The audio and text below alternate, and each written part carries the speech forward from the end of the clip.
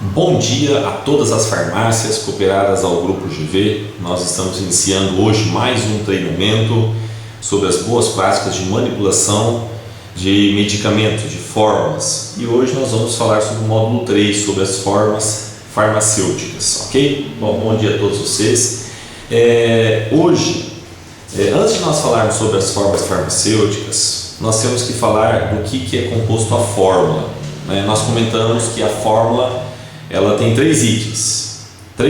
Primeiro, nós temos os princípios ativos, nós temos os coadjuvantes e os biofarmacêuticos, e nós temos os recipientes ou veículos. E que a farmacotécnica é a arte, de nós transformarmos o insumo farmacêutico, em especialidade farmacêutica, em medicamento. Exemplo, então o insumo atenolol não é um medicamento atenolol, porque todo medicamento ele tem concentração, ele tem apresentação, ele tem dosagem, ele tem veículo, ele tem recipiente, ele tem embalagem, tem rótulo, prazo de validade, são características que este produto como insumo ele adquire e que faz com que ele apresente outras propriedades, assim como prazo de validade, estudos de degradação físico-química. Por isso que, quando nós chegarmos mais adiante, que é o sexto módulo, nós vamos falar sobre o prazo de validade para o segmento farmacêutico magistral, que é um item muito discutido, com muitas interpretações, mas é muito simples de nós falarmos. Vocês já podem ir pensando aí. Exemplo, o insumo farmacêutico é um produto e o medicamento com o mesmo insumo é um outro produto, sim ou não? Se não é o mesmo, se não é, ou se é o mesmo produto, e eu tenho que seguir o prazo de validade, então eu tenho que seguir todos os procedimentos farmacotécnicos do insumo, uma vez que o medicamento é o próprio insumo. Então, se o prazo de validade da minha, vamos supor, se eu pegar lactobacilos, um exemplo, se eu pegar lactobacilos, eu armazeno ele em geladeira. Após a manipulação do meu lactobacilos, eu manipulo em geladeira? Sim ou não? Se eu pegar um hormônio, a tibolona é de 1,25, é isso? 1,25 e 2,5. Se eu pegar a tibolona, que se eu não me engano, ele é termolábil, armazena-se na geladeira. Após a manipulação, eu coloco ele, em cápsula e eu dispenso e eu oriento a conservar em geladeira, sim ou não? Então são algumas coisas que nós temos que ir para a parte farmacotécnica, A parte farmacotécnica, as ciências farmacêuticas magistrais, está perdendo um pouco o foco, Eu acredito que a maioria dos cursos do setor magistral, não sei se vocês concordam comigo, mas a maioria dos cursos magistrais nós deveríamos ter um foco na preparação, desenvolvimento e na manipulação, ou seja, na industrialização deste produto e garantir as propriedades físico-químicas, o estudo de liberação, a forma de desintegração, de absorção, ter algo mais específico, parar um pouco com merchandising, produtos inovadores, até porque se você pegar na indústria farmacêutica não tem nenhum produto novo, não existe, antibióticos. Previsão de há 5 anos, de acordo com o infectologista que trabalha conosco, que já deu algumas palestras para nós aqui, o Dr. Portelinha, dentro de 5 anos não haverá um outro antibiótico. Por isso que se faz necessário um controle do uso do antibiótico, porque não tem um estudo de nova molécula para ser liberada dentro dos próximos 5 anos. Então você vê que na área da beleza, da estética, tem uma publicidade, uma merchandising muito grande sobre esses produtos, na verdade não é bem por aí. Então, desse módulo 3 aqui, para nós entendermos um pouco melhor sobre as formas farmacêuticas, para nós entendermos melhor sobre as formas farmacêuticas, é necessário que nós estudamos melhor o que é composto uma fórmula. Você que está me assistindo aqui ao vivo pela Twitchcam, você que está me assistindo pela fita de DVD, CD, então pegue um papel, um lápis, uma caneta que nós estamos iniciando aí. Então toda forma farmacêutica, toda forma, independente da fórmula, é forma, né? Não é fórmula, eu falei fórmula agora de qualquer. Independente da fórmula farmacêutica, se é cápsula, né? Se é um sachê, se é um shampoo, se é uma emulsão, toda fórmula farmacêutica é composto de 3 itens. Primeiro, princípio ativo. Segundo, os coadjuvantes biofarmacêuticos ou biofarmacotécnicos. E terceiro, que é os recipientes ou veículos. E nós transformamos através das técnicas, né, da farmacotécnica, que é transformar o insumo farmacêutico numa especialidade farmacêutica, né, em um medicamento, né?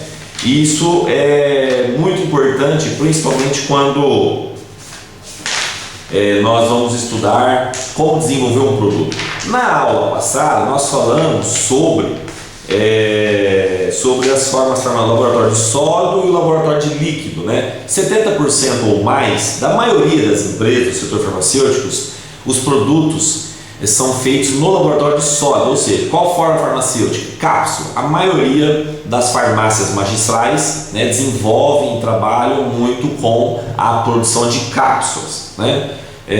E do restante, sem ser cápsula, normalmente acaba sendo muito a indicação do setor magistral. Mas é aqui que eu quero ter um cuidado melhor com a publicação de novos ativos, né? Que as distribuidoras e os insumos, né? As distribuidoras e as importadoras de insumos farmacêuticos, né?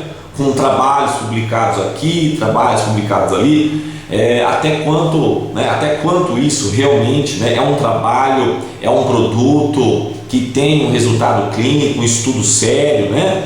Um estudo que é feito dentro dos métodos da estatística, né, do Q quadrado, com coeficiente com P menor que 0,05. Então tem todo um estudo para ser validado científico, né? Alguns de vocês que têm mestrado, doutorado na área, independente da área, nós estudamos como publicar um trabalho sobre o desenvolvimento de novos trabalhos. Então realmente eu fico um pouco com o pé atrás. Eu quero orientar vocês a não sair comprando todos todos os ativos que as distribuidoras andam, né, publicando, né? Então antes nós queremos fazer uma avaliação realmente, né, passar pelos nossos consultores para nós publicarmos isso para vocês. Então 70% é cápsula. E a maioria, né, a grande maioria desses 70%, uns 40% vem sob prescrição médica, vamos colocar assim. Isso é uma suposição, mais ou menos, depende do tamanho da cidade, depende da presença de médicos, né, de especialistas aí na sua cidade, mas é mais ou menos assim. E nós temos uma grande variedade da nossa produção, do nosso laboratório, do seu laboratório, que é correspondente ao que? A indicação dos atendentes e de vocês farmacêuticos que estão indicando principalmente os produtos livres de prescrição, ou seja, até mesmo os produtos sob prescrição farmacêutica, né, sob a prescrição do farmacêutico responsável, onde ele trabalha na área da promoção de saúde e na prevenção de doenças, a nível de atenção primária à saúde. O profissional farmacêutico ele não dá diagnóstico. O profissional farmacêutico ele não tem semiologia clínica, ele não tem propedêutico, mas ele tem patologia, né? Ele tem patologia clínica, ele tem biologia, ele tem fisiologia, né? Para que isso tudo, né? Tem bioquímica, para quê? Você estudar as formas de gordura, absorção, metabolização, as gliconeogênese. Então, o profissional farmacêutico ele tem a nível de atenção primária de avaliar, não de diagnosticar, porque realmente é preciso de um estudo clínico, precisa de um profissional. Esse profissional, o único profissional capacitado na área humana é o médico. Ele é médico, ele é um profissional capacitado para diagnosticar. Então as outras indicações ou prescrições acaba sendo, eu trabalho muito na prescrição farmacêutica com produtos naturais, dentro da fitoterapia, né? Dos OTCs, os medicamentos livres de receituário, dos nutracêuticos, oligoelementos, né? Fibras, cereais, vitaminas, aminoácidos. Então são coisas bacanas, muito legal, que realmente faz a diferença pro paciente, melhora realmente a qualidade de vida do paciente, ok? Isso é muito importante. Por isso que eu debato, eu falo, cuidado com o que nós estamos passando por influência das distribuidoras e importadoras. Eu tenho todo critério sobre isso daí, porque tem que ser algo que realmente faça diferença. Porque quem vai falar, quem dá a cara para bater é o setor magistral, é a farmácia. É a farmácia, não é a consultoria e não é os distribuidores, né? Não é. Tanto é que tem muitos produtos que você pega a grande maioria dos produtos que foram divulgados em congressos nacionais e internacionais da área da estética e da beleza e do emagrecimento, né, que está na área da estética. Você pega a grande maioria desses ativos, né? Muitas vezes o próprio setor farmacêutico, o próprio farmacêutico, ele pode até se deixar levar pela influência, mas na verdade ele sabe que aquele produto lá não tem um mecanismo de ação elucidado, a forma de atuação, entendeu? Não está bem claro, não tem comprovação científica. Ele atua como adjuvante, meu amigo. Até maçã é adjuvante, né? Uma linhaça, termogênico, né? Então, um fitoterápico, uma centelha asiática para perder líquido, né? A asquitosana da vida da década de 2000, né? Em 2005, muito falada, ou Garcinia camboja. Então, às vezes, aí você, né, naquela esperança, passa um produto de R$400, um produto que tem um valor agregado ótimo.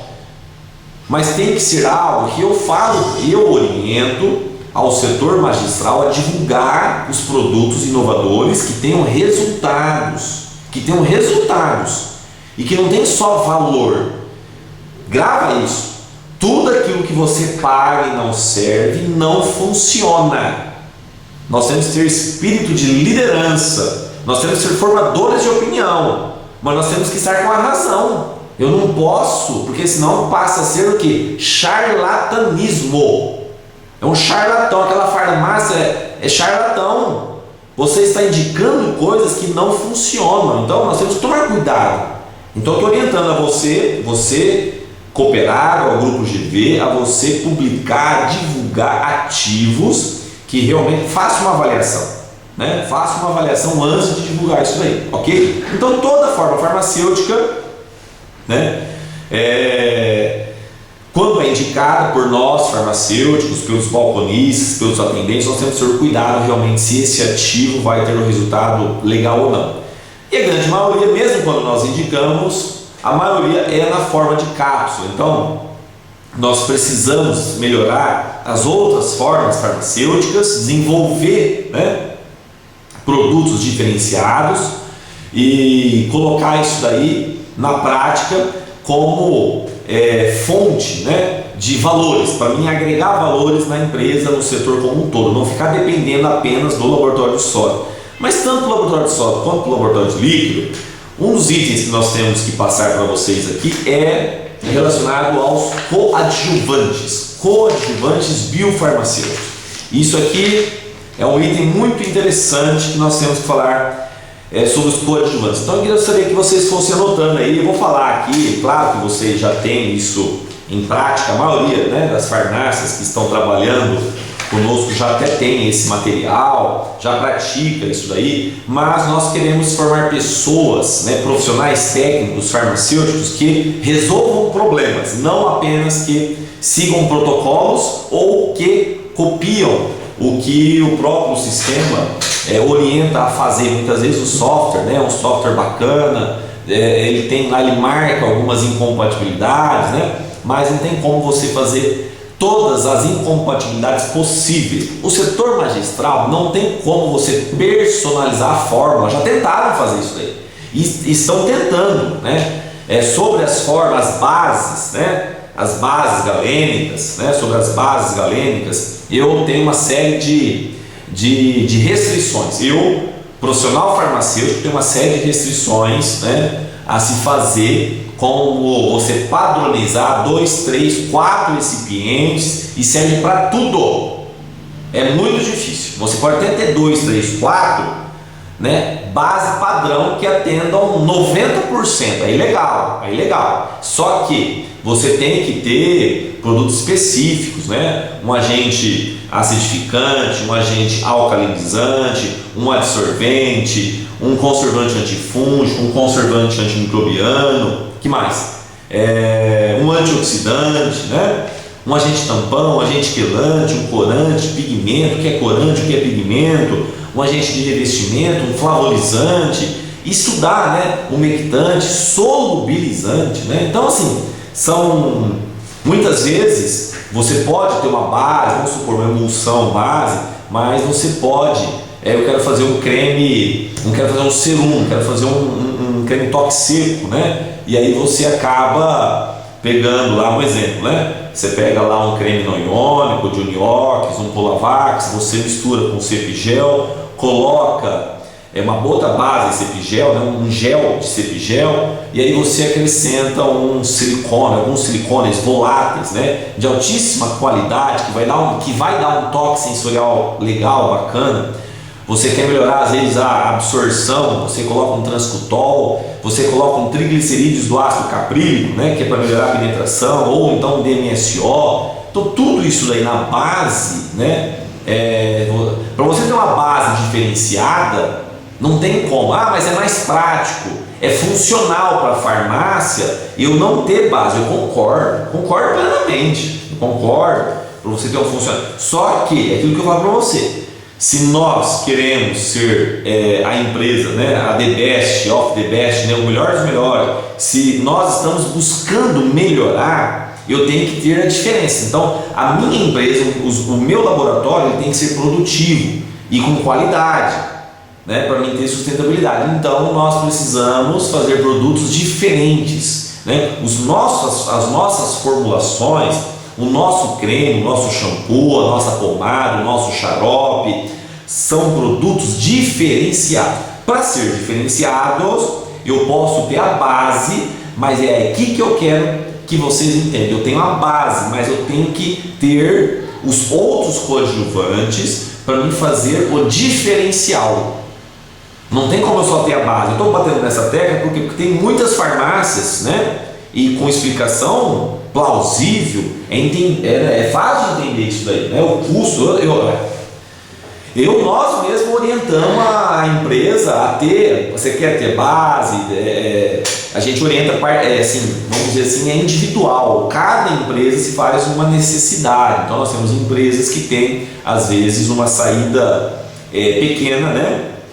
Número de formulações não tão expressivos e acaba vencendo, né? Tem a questão da análise, né, terceirizada. Então, o que a gente orienta, né? A pessoa comprar a base pronta. Só que aí a gente tem que ter os coadjuvantes. Não dá para você só ter a base mais nada. Shampoo tá aí. Eu tenho um creme não iônico, eu tenho um creme não iônico. Não. Eu tenho que ter o diferencial. Eu tenho que ter o Neutracolor. Eu tenho que ter todos esses coadjuvantes que nós vamos falar aqui agora, já diretamente para vocês, para que nós possamos desenvolver, né, várias formas farmacêuticas, né? Várias formas farmacêuticas. Então, o que nós precisamos? Então, vamos lá. Como coadjuvante técnico, o primeiro coadjuvante que nós vamos citar é os agentes acidificantes, né? Os agentes acidificantes e o agente alcalinizante, nós temos que ter na empresa, principalmente não relacionado ao desenvolvimento, né, como item que compõe uma fórmula, uma forma farmacêutica, não, mas principalmente como agente de estabilidade físico-química para a preparação farmacêutica. Nós temos vários ativos que eles são estáveis ou em pH ácido ou em pH básico. Se os ativos são estáveis em pH ácido, nós temos que promover a acidificação daquele produto, daquela forma farmacêutica, seja uma solução, seja um xarope, seja um creme, uma emulsão, uma pomada. Então nós vamos acidificar. Com o que? Com os agentes acidificantes. Normalmente os agentes acidificantes e os alcalinizantes são ácidos fracos e são bases fracas, né? Ácido é muito importante que tenhamos esse conhecimento. Ácido é um produto Definição de ácidos de arrênios. É toda substância em que meio aquoso libera apenas como íons H+, carga positiva. Carga positiva. Então, um produto aniônico, olha que interessante, uma base aniônica com um produto em um meio ácido vai ter reação, ok? Vai ter reação, vai ter a reação de um ácido com a base, vai formar sal e água. Esse sal ele pode ser solúvel ou ele pode ser insolúvel. Então nós temos que ter o quê? Nós temos que ter o agente acidificante para alcalinizar, para liberar apenas íons H+, não carga negativa. Nós temos que ter um agente alcalinizante quando se faz necessário o agente alcalinizante, né? Esse agente alcalinizante ele é uma base fraca. Vamos lá, o acidificante, o ácido fraco, normalmente a gente usa o ácido cítrico, né? Mas tem outros, né? Tem o ácido lático, tem o ácido acético, tem os outros ácidos que são considerados fracos, né? E nós temos os agentes alcalinizantes. Os agentes alcalinizantes, qual que é a função dos agentes alcalinizantes? Elevar o pH acima de 7. E a função dele, do agente alcalinizante, é alcalinizar deixando que livre apenas cargas negativas. O que é uma base? O que é um pH básico acima de 7? Base é toda substância em que meio aquoso libera apenas ânions OH-. Ok? Então é uma base. E aí nós temos o trietonolamina, né? Trietonolamina, nós temos o borato de sódio, nós temos o carbonato de amônia, nós temos várias bases, né? Fracas, que servem para aumentar o pH. Quando você tem uma base fraca e um ácido fraco na mesma forma, é um tampão. E nós temos vários ativos, né, que se faz necessário ser tamponado. Exemplo, o ácido acetil salicílico é um exemplo. Vários xaropes, as preparações orais líquidas, muitas preparações orais líquidas. Quando você vê lá um borato de sódio, um ácido cítrico, né? Um tetranolamina, um hidróxido de sódio, aquilo ali para que é? Ele tem um ácido e tem uma base, é como um tampão, né? É como um tampão. É para quê? O que é um tampão? O tampão é manter uma faixa de pH estável. O tampão está ali. Se você ingerir um ácido, esse ácido vai ser neutralizado pela base fraca. Se você ingerir uma base, aquela base vai ser neutralizada pelo ácido fraco. Então nunca o pH não vai alterar o pH numa faixa, você consegue manter o pH estável. Então nós diríamos que aquela forma farmacêutica ela está tamponada, ok? Então agente alcalinizante e agente acidificante. Nós temos que entender isso aí, é muito importante, né? No laboratório, ok? Anotaram? Bom, nós temos um outro coadjuvante que é os conservantes. Nós temos conservante antifúngico e nós temos conservante antimicrobiano, né? Os conservantes antifúngicos, né? Nós temos a classe dos metilparabeno, né? Dos propilparabeno, nipagin, nipazol, né? Nipagin, metilparabeno, nipazol, propilparabeno, é da classe dos parabenos. Apresenta uma série de interações medicamentosas que nós vamos estar falando algumas delas, né, no estudo de preparações das emulsões. Então, há uma série de contraindicações, né? Nós temos o ácido benzoico, nós temos o Melguard, nós temos o Germal, né, que é o imidazolinidinil ureia. Nós temos vários agentes conservantes e nós temos os antifúngicos e nós temos os antimicrobianos, né? Cloreto de benzalcônio, muitas vezes a farmácia acaba não usando, né? Álcool benzílico, né? Nitrato, fenol, são o que mais nós usamos é o cloreto de benzalcônio, né? Nós temos o fenova também, né, que é um agente conservante antimicrobiano, ok? Além dos agentes conservantes, que é muito importante, né? O agente conservante é muito importante que seja adicionado na fórmula. Nós temos os antioxidantes, aí já é outra coisa. Como agente antioxidante, né? Por que a fórmula tem que ter o agente? Tudo isso é para dar estabilidade. Você controlar o pH, você colocar conservante, você colocar um antioxidante. O antioxidante são substâncias que evitam o que? A oxidação. O que é oxidação? Professor, oxidação é o que? Doar elétrons. Doar elétrons. Quando você doa elétrons, você oxida, né?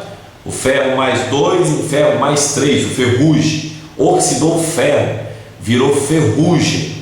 Oxidou. Você colocando um antioxidante, né? Esse antioxidante são substâncias que se oxidam facilmente. Então, em vez de oxidar a fórmula, vai oxidar o produto antioxidante. Por isso que ele é antioxidante, porque ele se oxida no lugar do produto. Ele evita a oxidação do produto, mas ele mesmo se oxida. A vitamina C, a vitamina E são substâncias que funcionam como antioxidante. Por quê? Porque a própria vitamina C, o ácido ascórbico, a própria vitamina E serve como agente antioxidante, né? Se oxida no lugar, é muito importante. Hoje nós falamos, né, num complexo formado por uma rede de produtos antioxidantes. É muito importante nós colocarmos a vitamina C e a vitamina E, porque a vitamina E é que regenera a vitamina C como antioxidante, ela renova a vitamina C como antioxidante. O ácido ferúrico, né, em algumas formulações cosméticas, dermocosméticas, com uma série de indicações, mas o ácido ferúrico também funciona como um antioxidante, né? Para garantir a estabilidade, nós também temos os agentes quelantes, né? O agente quelante, o que é o agente quelante? É aquele produto que vai quelar, ele vai pegar íons positivos e íons negativos, né? E vai retirar da forma livre, vai se ligar com esse agente quelante, evitando a desestabilização de um creme, da emulsão, de um xarope, da solução. É muito importante o agente quelante, né?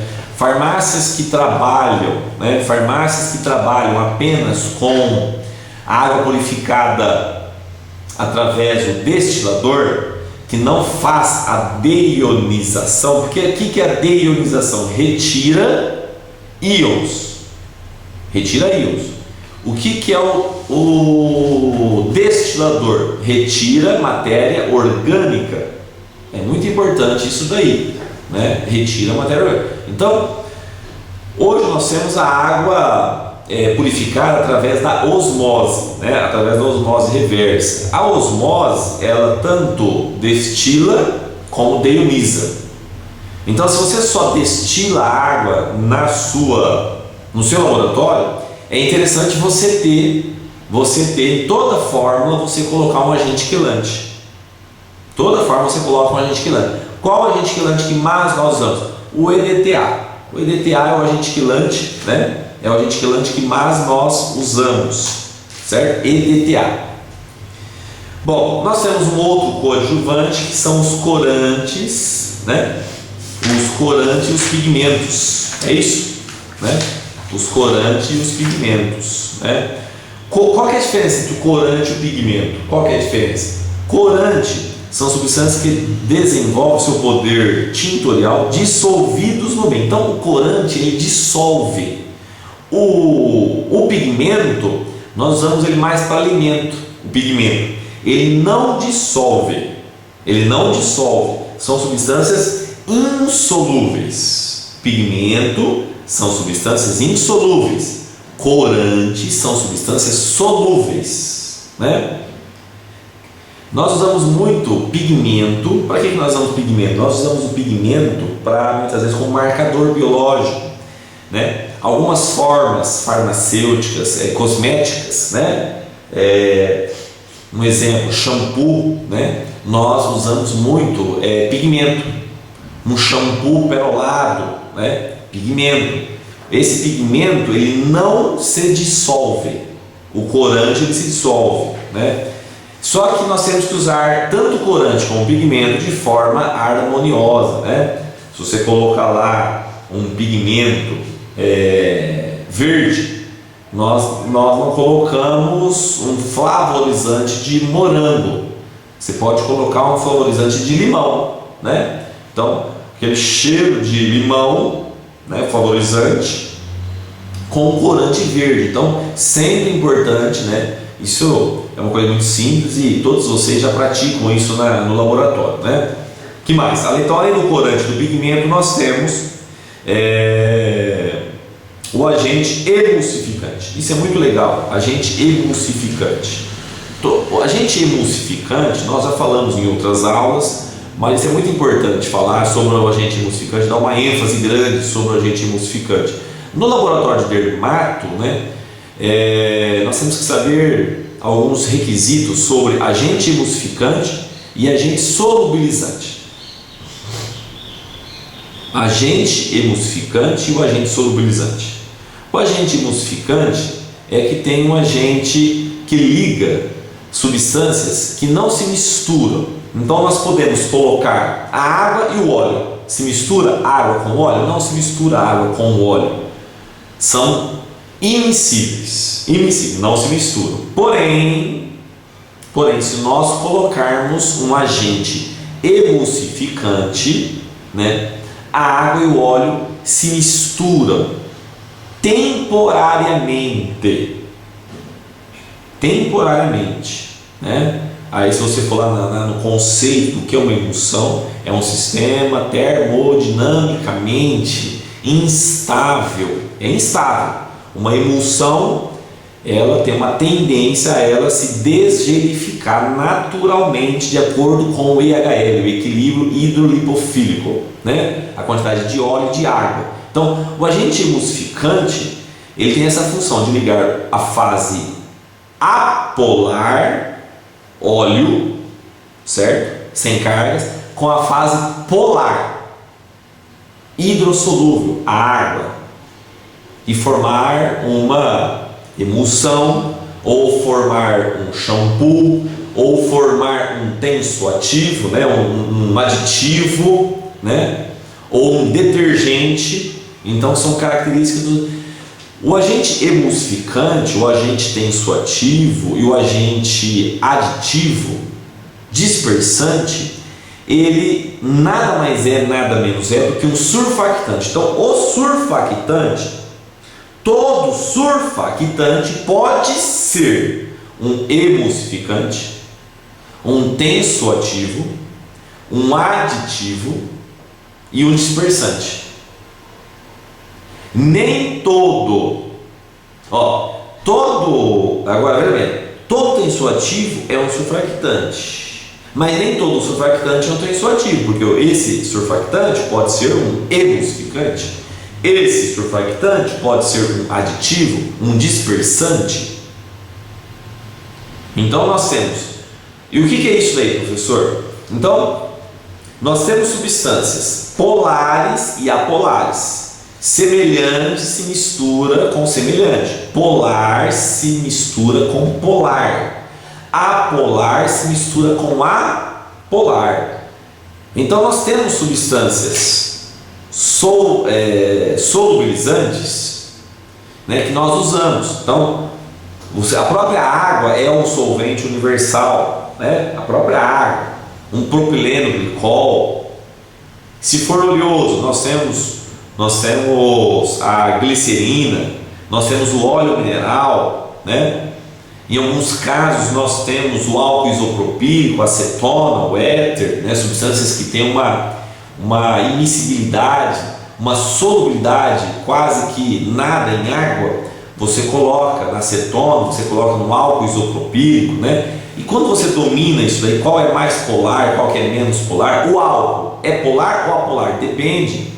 O álcool, a função álcool é polar, mas se você tiver uma cadeia de hidrocarboneto muito extensa, carbono e hidrogênio é óleo, eles são insolúveis em água, Então, quanto maior a cadeia de hidrocarboneto, menor é a polaridade daquele álcool. Então, quando você tem um álcool, por exemplo, um álcool etílico é 2 carbonos só, não é isso? Né? 2 carbonos, química orgânica. Então, nós temos lá uma molécula de função de álcool, que é OH, né, ligada a 2 carbonos, ok?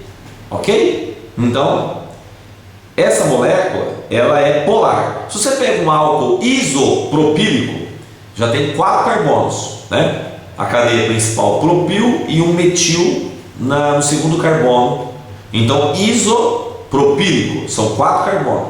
Esse álcool já é um álcool, ele é polar, mas ele tem uma cadeia apolar. É isso que eu quero que vocês entendam. Então, ele consegue se misturar melhor com substâncias insolúveis com água, por exemplo, graxa, óleo. Ele consegue, por exemplo, remover a sujeira. Ele é mais denso, ele é menos volátil, né? Isso é tudo.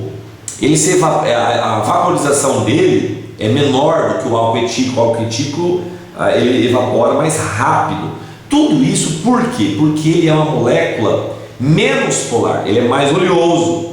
É o próprio propileno glicol, ele é aquoso, mas ele também tem a sua parte apolar da sua cadeia. Então, por isso que muitas vezes a gente usa muito propileno, né? O polietileno glicol, né?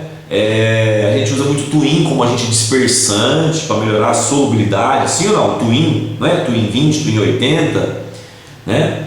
Que mais? Além do Twin, o próprio lauril sulfato de sódio, que o lauril sulfato de sódio a gente usa como agente antifloculante, né? Para fazer, por exemplo, uma suspensão, a gente usa o lauril sulfato de sódio, o Twin, né? Em algumas cápsulas para diminuir, para se desintegrar rapidamente. A gente usa para diminuir a tensão superficial, funciona como um aditivo. Ok? Então, o agente surfactante ele pode ser um emulsificante, ele pode ser um tensoativo. Agora, o que diferencia? Ele diferencia o seguinte: dentro da molécula desse surfactante, se ele for mais solúvel em óleo, ele é um emulsificante. Ele é solúvel em água, mas é mais em óleo. Se ele for mais solúvel em água e um pouquinho no óleo, ele é um tensoativo, é um shampoo, né? Se ele for meio a meio, ele é um aditivo, ele é um dispersante, ele é um twin. Então, é muito importante isso daí, nós termos no laboratório, para você melhorar a estabilidade, porque o produto que você não dissolver bem o produto, pode desestabilizar a forma farmacêutica. Então, nós temos que ter os agentes coadjuvantes no laboratório. Não tem como eu ter o meu laboratório farmacêutico, meu laboratório magistral, eu não ter os coadjuvantes. Eu já tenho as bases prontas, mas você vai precisar preparar, solubilizar. Como que nós vamos incorporar o ativo na base? Nós precisamos ter os coadjuvantes, né? Então, o tensoativo também é outro. Além do emulsificante, nós temos o tensoativo. O tensoativo também é um surfactante. O tensoativo nós usamos para fazer shampoo, para fazer condicionador, para fazer detergente. O emulsificante nós usamos para fazer as emulsões, cremes, pomadas, né? Nós temos as emulsões óleo-água, água-óleo, ou seja, na verdade forma uma micela, né? Quando você agita, você coloca o óleo com a água e você coloca o agente emulsificante, você agita, você mistura o óleo com a água, quebra em pequenas moléculas e ali o agente emulsificante vai se ligando, né? Aí fica óleo, emulsificante, água, emulsificante, óleo, emulsificante, água. Se você vê no microscópio, você vê uma micela. Não sei se vocês já tiveram a oportunidade de ver isso daí. Então, o agente emulsificante ele tem essa propriedade aqui de estabilizar. Nós temos o agente tensoativo, que compõe o shampoo. Nós temos os flavorizantes, né? Que é os agentes que vão dar o odor característico, né? Sempre em harmonia com a composição da fórmula. A arte de manipular, né? O laboratório, a farmacotécnica, tudo tem que ser em harmonia. né? Eu vou fazer uma forma farmacêutica diferenciada, a minha forma farmacêutica, ela tem que ser compatível com aquela finalidade, além da estabilidade do produto naquela forma farmacêutica, né? Na verdade, o veículo e os coadjuvantes, eles funcionam como um carreador para que o fármaco ou medicamento, né, o insumo seja levado até o local de ação onde ele vai desenvolver a sua ação terapêutica, um exemplo, né? Então nós temos que ter o produto de forma harmoniosa. Eu não vou fazer, vamos fazer um sorvete base farmacêutico, vamos fazer um sorvete bronzeador de beta-caroteno, legal. Vamos fazer um chocolate no inverno, um chocolate base farmacêutico com lisina e com zinco para melhorar os processos de infecções virais agora, oportunistas, né, que é do inverno, rinite, bronquite, sinusite. Vamos melhorar a imunologia, o sistema de defesa e vamos fazer um chocolate, ok? É possível, não é possível? Tem estabilidade? Então, agora, eu vou fazer um chocolate, por que fazer um sorvete? Eu vou ficar saboreando. Sorvete é algo agradável, né? Sorvete é algo agradável, é uma forma de agradável. Então eu não posso manipular a maioria dos medicamentos, eu não manipulo na forma farmacêutica do sorvete. Por quê? Porque ele tem um sabor desagradável. Eu não vou manipular, às vezes, um antibiótico. Primeiro, que não tem estabilidade. Segundo, mesmo que se tenha, a maioria deles tem um sabor desagradável, muito amargo. Então eu não posso fazer na forma, né, de sorvete. Por isso que a forma farmacêutica de sorvete, um exemplo aqui, é tudo em harmonia. Eu não posso, a quantidade de ativo não pode ultrapassar 10% do volume base do sorvete. Você entendeu? 90% tem que ser sorvete, no mínimo. 92%, 93% é sorvete. 4%, 5% é de ativo. Isso é muito importante para que eu tenha, para que eu garanta, né, uma boa aceitação da forma farmacêutica sorvete para que o paciente nosso da farmácia passa a ingerir o sorvete. Então, tem algumas formas farmacêuticas que nós utilizamos os coadjuvantes, o flavorizante, o edulcorante. Edulcorante, qual que é a função do edulcorante? Adoçar, né? O edulcorante é um adoçante. Eu tenho o ciclamato de sódio, eu tenho a sacarina, eu tenho o aspartame, eu tenho a acesulfame. Eu particularmente, gosto muito da sucralose, né? A sucralose ela tem um poder de adoçar grande, né? Nós temos uma tabela, depois vocês podem conferir isso, solicitar para a GV, né? A tabela do poder de adoçar dos edulcorantes. Eu sei que a sucralose tem uma boa potência em termos de propriedade de adocicar, né? Adoçar o produto.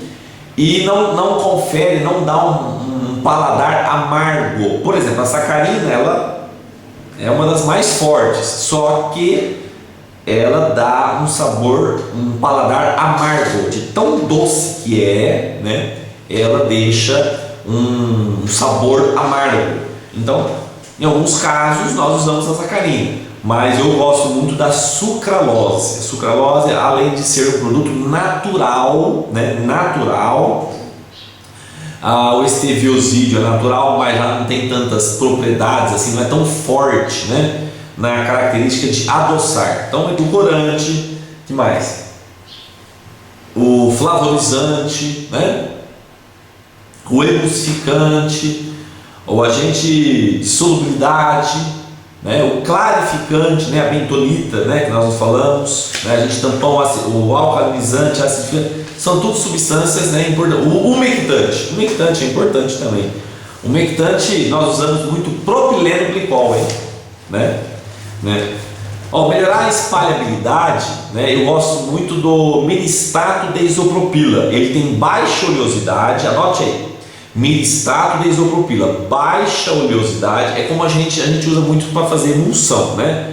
Ele é um agente autoemulsificante. Miristato de isopropila.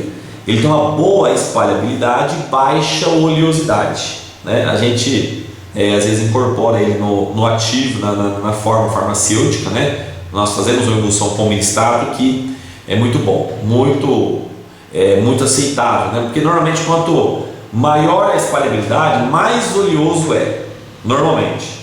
Então o milho-estável isopropílico ele tem essa característica aí. O umectante, nós temos o que? O propileno glicol, né? Propileno glicol, a glicerina, o sorbitol, né? Olha só, o sorbitol a gente usa muito para fazer o xarope diet, né? Como coadjuvante. Então, sorbitol, xarope diet, dietético, né? A gente usa muito nas preparações orais líquidas o sorbitol. Às vezes pode colocar o QSP todo com sorbitol. Ele já é adocicado, né? É dietético. Muitas vezes o próprio xarope diet vai como QSP, o sorbitol, ou bastante, 70% do xarope, se eu não me engano, tem várias formas, né? Várias formulações de xarope diet, né? Mas uma que eu estou me lembrando, 70% é de sorbitol. 70% é sorbitol, xarope base dietético, né? Xarope diet. Muitas farmácias acabam não fazendo, né? É tão simples fazer o xarope diet, né? E é muito importante, porque principalmente hoje, né? Com alto índice, né, de obesidade, diabetes mellitus, né, muito evidente. Então, por que não fazer o xarope diet, né? E ele funciona como umectante. O propileno a gente usa muito no propileno glicol, até 5% ele é bom para umedecer, para evitar o ressecamento da fórmula. Você vai fazer um creme, eu gosto muito do propileno glicol, 5%. Agora, acima de 5%, ele já tem as características de hidratar não só a própria fórmula, mas hidratar o próprio paciente que vai fazer uso, né? Você coloca lá, às vezes a gente faz muito formulação anti-queda, né? Soluções, né? Loção capilar. Na loção capilar eu gosto muito de ter um produto DMSO e gosto muito do propileno glicol, porque ele tem uma característica, né, de hidratar e evitar o ressecamento, né? Ali a gente coloca uma tintura de alecrim, de jaborandi, de cantara, de cápsicum, né? Malquicina tricógeno, micominoxidil, enfim, uma formulação lá anti-queda que a farmácia faz, né? E nós temos várias formas, né? Hoje nós temos aí o latanoprost, né, que é anti-queda para cabelo, que é um produto também inovador, que tem resultado, tem estudos científicos, né? Então tem alguns produtos que nós apoiamos, né? Que nós reforçamos, que olha, é um produto que tem um estudo, que tem comprovação, que tem eficácia, né? Tem um estudo clínico, então é muito importante isso daí. O agente de levigação, né? Pode ser o agente dispersante também, mas pode ser a glicerina, pode ser o propileno glicol. Então, como coadjuvante, agentes suspensores. O agente suspensor, o que é um agente suspensor? Agente suspensor, ele tem duas coisas, né? Ele tem um agente de viscosidade. O que é um agente de viscosidade? Aumenta a viscosidade. Para aumentar a viscosidade da solução, muitas vezes a gente usa um polímero, né? Pode ser um derivado de celulose, você pode usar um CMC, um carboximetilcelulose, um HMC, um hidroxipropilmetilcelulose. Você pode usar uma goma xantano, uma goma dragante, uma goma arábica, né? Tudo isso para melhorar o volume, para melhorar a viscosidade. Se você colocar um polímero até em alta dosagem, ele deixa de ser uma solução de viscosidade e passa a virar um gel, né? Ele passa a ser um gel, ok? Né? Você coloca lá um natrozol, né? Você coloca um carbopol, então um pouco, né? Pode usar o cloreto de sódio, né? O cloreto de sódio também no shampoo à base de sal, né? Também aumenta a viscosidade até um certo ponto, porque depois pode quebrar e virar água o seu shampoo, não é verdade? Então o agente de viscosidade aumenta a viscosidade. O que é um agente suspensor? Ele tem que ter, o agente suspensor tem que ter o agente tem que ter um agente de viscosidade e um agente antifloculante. Então, se você tiver um polímero que vai aumentar a viscosidade e você também ter um agente antifloculante, um agente dispersante, né? Um twin, um lauril sulfato de sódio, você passa a ter um agente suspensor. Então eu não vejo necessidade, muitas vezes, de você comprar o agente suspensor, né? Tem vários nomes aí, né? SUS, alguma coisa, né? A gente não pode ficar falando os nomes dos produtos, mas se você acabou aí na farmácia, às vezes a farmácia não faz a fórmula porque não tem um agente suspensor. Então não pode, nós precisamos, né, ter essa capacidade de desenvolver produtos no próprio laboratório. Então, um agente suspensor, ele vai ter um agente floculante, né, um agente antifloculante e um agente de viscosidade. Isso é um agente suspensor simples, né? Agente de consistência, um monoesterato de glicerilo, um milistato de isopropila, né? Que mais? Bom, aí nós temos o veículo, né? O veículo, ele é usado apenas ele funciona como um carreador para transportar, né? Para transportar o ativo até o local desejado. Veículo para a forma farmacêutica líquida e recipiente para a forma farmacêutica sólida. Tudo isso daí, perdão, todos esses coadjuvantes, eles servem para quê? Eles servem, né, os coadjuvantes, eles servem para nós prepararmos as formas farmacêuticas e fazer as devidas correções, né? As devidas correções. Então, você que quer fazer na farmácia, as formas farmacêuticas nós temos que ter. Vamos lá agora para formas farmacêuticas. Formas farmacêuticas. Bom, eu não além desses daí nós temos, né? Só complementando aqui, ó. Para cápsula, já que é a forma farmacêutica que nós manipulamos, né? Nós temos os agentes desintegrante, né? É isso que a gente usa muito para cápsula, né? Agente dispersante aqui, que é para cápsula, o agente que retarda, né? Para comprimido, né? Que tem recipiente para compressão para comprimido, né? Nós temos aqui o fosfato de cálcio de base, né? O agente opacificante, dióxido de titânio. Bom, aí nós temos alguns outros coadjuvantes que a literatura traz aqui, mas os principais são estes que nós falamos aqui. A gente que que retarda, né, para cápsula, né, nós vamos falar lá em forma de liberação prolongada, são ativos, são polímeros também de celulose que diminui, né, que retarda a absorção. Como? Ele aumenta a viscosidade e diminui o poder de absorção e a medicação acaba sendo absorvida de uma forma lenta, né? Mas isso daí só ocorre, né? Essa absorção lenta só ocorre se isso num prazo de 10 horas, 12 horas, no máximo 12 horas, no máximo. Por quê? Porque o tempo de esvaziamento gastroentérico, né, não passa disso daí, não passa de 12 horas. Então, antigamente se produziam a indústria farmacêutica, a própria indústria farmacêutica manipulava, industrializava lá um ativo, né? Nifedipina 30 horas, né? Isso daí foi suspenso, por quê? Porque não tem nenhum ativo, né, que possa suspender 30 horas, sendo que o nosso tempo de esvaziamento gástrico não ultrapassa 10 horas, 12 horas no máximo, né? Entre a parte gástrica e a parte intestinal. Então ficou muito difícil isso daí acontecer, né? Então nós temos, vamos lá sobre quais formas farmacêuticas, né? Que eu falei da cápsula, né? Cápsula, então nós falamos da cápsula, mas não é só a cápsula, nós temos outras formas farmacêuticas de grande importância, né? De muita importância.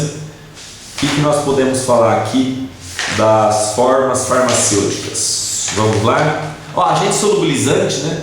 O polietileno glicol tá muito bom, né? Polietileno glicol, DMSO. Bom, vamos lá? Bom, primeira forma farmacêutica aqui, eu vou falar de cápsula. Anote aí, forma farmacêutica cápsula. Nós havíamos comentado sobre cápsula, né? Já há um tempo atrás, né? Não é verdade? Acho que em outros cursos a gente falou sobre as cápsulas, mas agora nós vamos falar aqui com uma ênfase maior. Sólidos. Então vamos lá, vamos só citar. Então, cápsula, manipulação de cápsula, então é uma das formas farmacêuticas que mais nós manipulamos, né? Manipulação de cápsula, ok? Qual que é a outra forma farmacêutica que nós manipulamos muito na farmácia? Qual que é? Shampoo. Anota aí, shampoo, né? Shampoo. Qual que é outra forma? Condicionador. Nós manipulamos bastante. Muitas farmácias não fazem, eles não manipulam, né? Emulsões, cremes, né? Nós manipulamos bastante. Loções, né? Soluções, xaropes, né? Pomadas, pastas, géis, né? Preparações nasais, otológicas, sublinguais, cápsulas gastro-resistentes, liberação prolongada, algumas das formas farmacêuticas, né? Shake, sachê pó efervescente, goma, sorvete, as jujubas, pirulitos, né? Iogurte.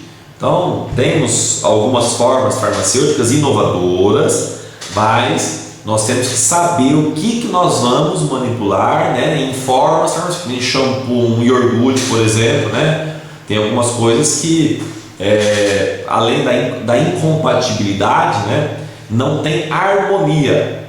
Não tem o porquê eu fazer um sabor desagradável em iogurte, né? Então, isso é muito importante porque na hora da manipulação nós manipulamos da maneira correta. Cápsula. Vamos falar da cápsula, né? A cápsula é a forma farmacêutica magistral mais aceita e mais prescrita pelos profissionais médicos e de uso já de conhecimento humano, cápsulas, dragas e comprimidos. No caso da farmácia magistral, nós usamos em cápsulas, é o que mais nós preparamos, cápsulas. E a cápsula ela é simples de nós manipularmos, porém nós temos que ter muitos cuidados. Na farmácia magistral, lá no controle de qualidade, nós vamos falar que a cápsula, nós temos como controle de qualidade, nós temos a uniformidade do peso. Como que eu garanto a uniformidade do peso na farmácia, na própria farmácia, através do processador estatístico, não é? Coeficiente de variação, desvio padrão, peso médio. Então eu tenho uma garantia do que? Da uniformidade do peso. Isso basta? Isso não basta absolutamente nada se for sozinho. Se eu não tiver nenhum outro critério que eu possa garantir por amostra a uniformidade do conteúdo. Então eu gostaria de falar apenas isso para vocês sobre carro. Difícil? Não é difícil. Eu tenho que ter uniformidade do peso e uniformidade do conteúdo. O que vem acontecendo com as farmácias magistrais é que muitas vezes nós não garantimos uma uniformidade do peso e muitas vezes nós não garantimos uma uniformidade do conteúdo. E a uniformidade do conteúdo eu só consigo se eu realizar testes através da química analítica quantitativa. Química analítica quantitativa, doseamento, espectrofotometria, o que mais? Titulação, proxecução, né?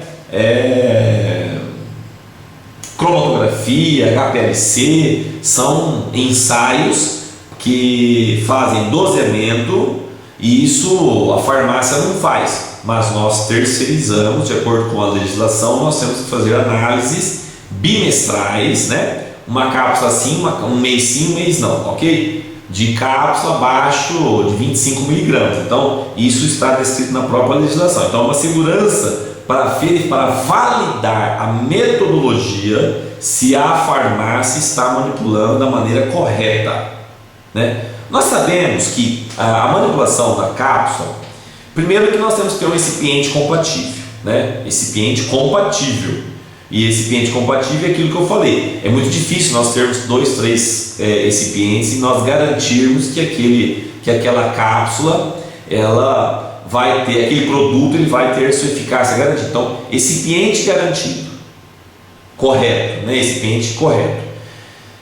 Aí nós entramos no processo da manipulação da cápsula. Primeiro, pesagem.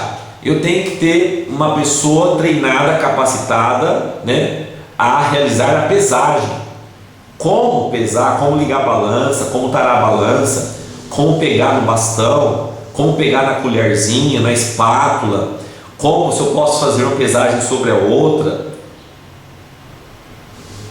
Tudo isso daí tem treinamento. Nós temos os procedimentos operacionais padrões, né? Lembra lá do organograma, agendamento de tarefa e o POP, procedimento operacional padrão para pesar.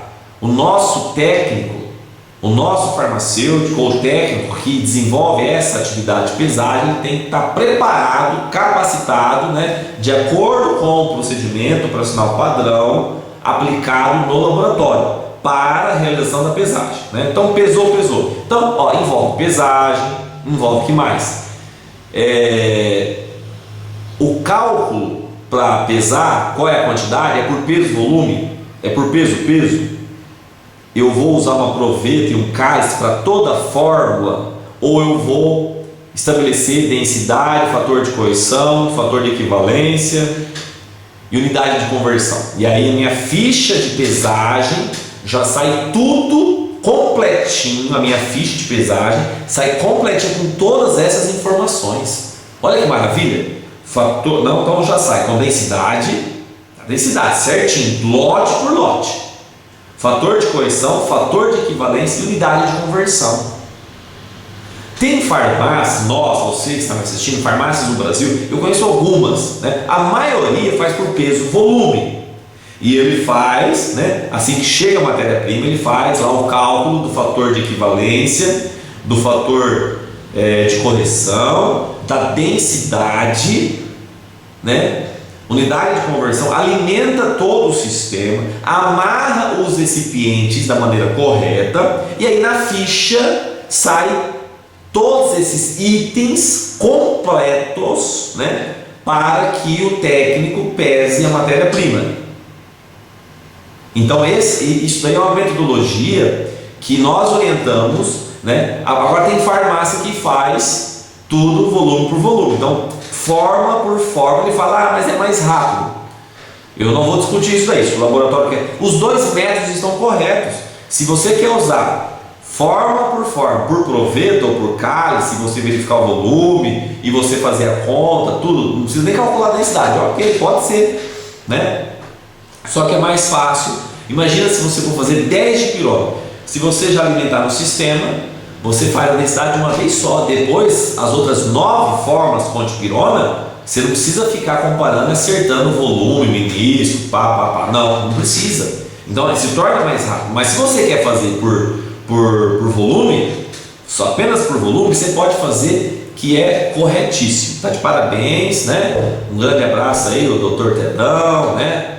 Doutora Daniela. Tem algumas farmácias que eu conheço que manipula, né? Em Mato Grosso do Sul, farmacêuticos, na cidade de Tupã, Daniele também manipula tudo por volume, né? Agora, quem for alimentar a densidade, meus amigos, meus companheiros, né? Cuidado em falar companheiro, porque você me lembra de algumas pessoas, né? Cuidado. Então, meus amigos, né? Meus amigos. Então, quem falou que a cápsula número 4, eu vejo algumas farmácias fazendo isso, né? Cápsula número 4, 150 miligramas. Cápsula número 3, eu estou lendo aqui, ó, 200 miligramas. Cápsula, gente, esquece isso aqui, está no livro isso aqui, né? Isso aqui é uma aberração cromossômica, isso aqui não pode, né? Dependendo da densidade, não pode. Então nós não vamos seguir isso aqui. Nós temos que gravar que a cápsula número 4 é 0,21 ml. A cápsula número 3 é 0,30, a número 2 é 0,37, a número 1 é 0,5 ml. Acabou, é o que cabe em volume. Agora o peso depende da densidade daquele produto. Se for algo, é aquela história, se for algodão, qual pesa mais? 1 kg de chumbo ou 1 kg de algodão? Né? É igual, né? Só que o pessoal, mas 1 kg de chumbo pesa, né? Não, 1 kg de chumbo, 1 kg de algodão. Estou falando 1 kg. Então, é mais ou menos isso aí. Não tem que levar em consideração a massa, qual é o peso que cabe na cápsula número 4. E eu falo, e tem muitas farmácias que falam isso. Então você me desculpe, mas não está certo. Você tem que levar em consideração o volume. E aí do volume você pesa, vê o volume, divide pelo número de cápsula, né? Qual é a quantidade de cápsula, aí você vai saber qual é o volume que aquele ativo vai ocupar em cada cápsula. Sim ou não? Simples. E aí você completa, deu 0,12. Qual cápsula? Aí você escolhe a cápsula número 4, 0,12 para 0,21, dá o quê? Dá 9, é isso? Dá 0,09 ml. Vezes 30 cápsulas, dá 2,7. Né? Eu não fiz a conta, 0,27, né? Aí você faz a conta lá, você vê, só para completar a cápsula, você verifica o recipiente também por volume, o recipiente também por volume, né? Aí você tem a densidade do recipiente, aí você faz a continha, então é por peso e volume. E você tem que gravar isso daqui, você precisa colocar na sua farmácia, no laboratório de sólido, que a cápsula número 4 cabe 0,21 ml. A cápsula número 3, você tem um livro aí, você pede para nós aqui. Cápsula número 3, 0,30. A cápsula número 2, 0,37. A cápsula número 1, 0,5. A número 0, 0,68. A 00, 0,95 ml. A 000, 1,37 ml. Isso aqui é fixo. Isso aqui não depende da densidade, se ele é muito denso, se ele é pouco denso. Não. Você pega lá um paracetamol. Então, um paracetamol, a densidade dele é baixa, né? Você vai fazer lá paracetamol de 750 miligramas. Como manipular paracetamol de 750 miligramas, né? Às vezes uma cápsula número 0, não dá, não tem como. Na 00, não dá. Por quê? Porque o volume, né, ele é um pó com baixa densidade, né? Eu vou comprar lá creme, shampoo. Eu compro 1 kg de shampoo, qual vem mais? 1 kg de shampoo ou 1 litro de shampoo? Né? É simples a história. Aí você vende. Tem muita farmácia que está tomando prejuízo e não está sabendo disso, né? Ele vende como massa e recebe como volume. Ele está tomando prejuízo. Está tomando prejuízo. Por quê? Porque 1 litro de shampoo, dependendo da densidade dele, vai dar 1 litro, 1,3, 1,4, ou seja, 1.440, 30% a mais. 30% a mais de shampoo. Né? É sério. Então, essa questão da densidade é muito importante, né? Nós alimentarmos todo lote que chega na farmácia, né?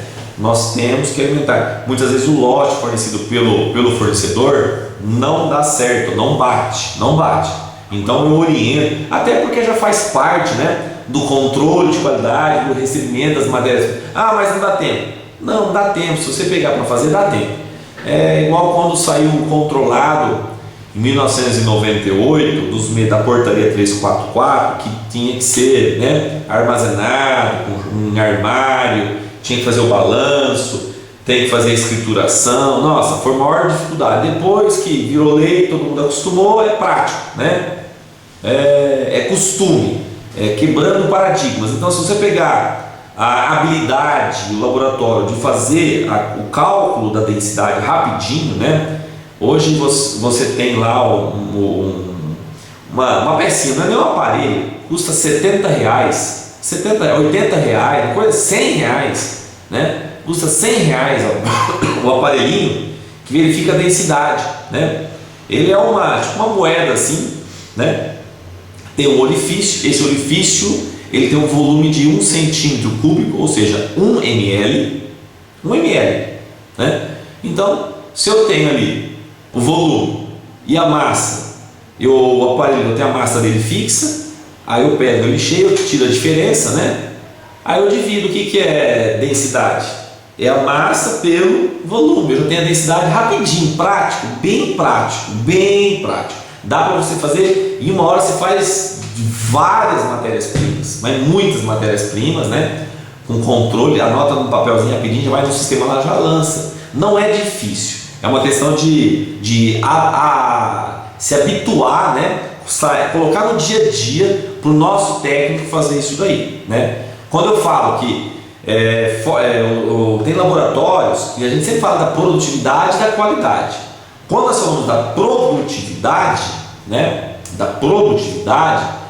Nós falamos que não basta só ser produtivo, nós temos que ter qualidade, mas não basta só ter qualidade também.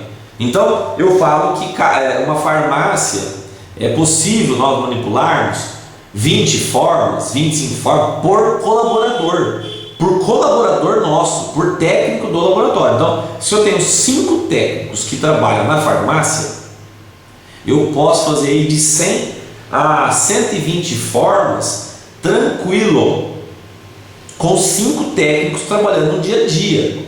Um fica na pesagem, 2 na pesagem, 3 manipulando, certo? Quando acabar a pesagem vai para a manipulação. Então é possível ter o que? Qualidade e produtividade, fazendo uma média de 20 a 25 formas por colaborador, né? E tendo todo um critério. Então cápsula, primeiro, é levar em consideração isso aqui é muito importante. Aí, além disso aqui, da uniformidade do peso, isso aqui influencia na uniformidade do peso. O mais importante é a uniformidade do conteúdo. E o que vai diferenciar a uniformidade do conteúdo? É se você fazer o processo. Qual que é o processo da cápsula? Depois que você pesa, você tritura, tamiza e homogeniza. E depois se encapsula, né? Então, primeiro é pesagem, pesagem, trituração, tamização, homogenização e encapsulação. Eu sei que esses 3 do meio aqui, triturar, tamizar e homogeneizar, muitas vezes é uma monodroga, né? Aí nós podemos adotar alguns padrões, salvo algumas exceções, né? É monodroga. Então, dá para você fazer no saquinho, vou fazer no grau, eu vou colocar no misturador. Então, é possível nós padronizarmos de acordo com cada empresa a rotina, mas eu tenho que garantir que as partículas que compõem aquela que estão ali na cápsula, eles estejam com a mesma dimensão, senão não dá para você ter uma boa homogeneização. A própria análise que nós fazemos terceirizada, a gente pode colocar em xeque isso daí, verificar isso daí, se essa homogeneização está sendo eficiente ou não. Então eu preciso triturar, peneirar, tamizar, né? E depois homogeneizar. Em alguns casos, na homogenização, eu posso usar o que? Eu posso usar o marcador, né? Em alguns casos, eu posso usar a vitamina B12, um exemplo, né? Vitamina B12 que é para ajudar na homogenização. E muitas vezes o nosso técnico não usa. Não usa por quê? Porque muitas vezes ele não tem um manual de boas práticas de cápsula, ele não tem os procedimentos, operações, padrões da cápsula, então ele acaba não entendendo os erros que estão ali embutidos na manipulação, ele acaba não observando, e isso é falha do laboratório, da empresa como um todo, que não capacitou e não treinou esse técnico. Então nós precisamos capacitar, treinar, fazer prova, avaliar. Nós temos os treinamentos, né, que é para técnicos, né, da manipulação. No caso aqui, aí a gente vai falar que vamos falar de cápsula, nós vamos fazer certinho, fazer algumas contas, fazer alguns cálculos, né, que é para técnicos, que é para manipular a cápsula. Então nós estamos falando aqui os principais fatores importantes relacionados à manipulação das cápsulas. Então, pesagem correta, escolha do recipiente, peso, volume, densidade, fator de correção, fator de equivalência unidade de conversão. Se é UTR, se é UI, se é unidade de formador de colônia, UFC, tudo tem que transformar em grama, porque a minha balança pesa em grama. Sim ou não? Tem que transformar em grama, né? Fez isso? Fez. Então, agora vamos pesar. Pesou, pesou. Agora nós temos que, depois que pesou cada elemento, individualmente, nós vamos triturar, nós vamos tamizar, passar pela peneira e nós vamos homogeneizar. Depois de completar a pesagem e essas 3 fases, aí nós vamos encapsular. Para encapsular, tem a técnica também para encapsular da maneira homogênea, porque o tabuleiro muitas vezes, quando você bate, você bate as bordas do tabuleiro, normalmente o que é mais comprimido é o que? É as cápsulas que estão nas bordas. A cápsula que fica ao meio do tabuleiro acaba não compactando, não tendo o mesmo volume, muitas vezes. Aí no processador estatístico você consegue identificar isso daí se você fizer uma amostra compatível também, uma amostra representativa, porque se você pegar do mesmo canto as 10 cápsulas e colocar no tabuleiro, não vai adiantar nada. Essa amostra não é uma amostra representativa. Então você acaba validando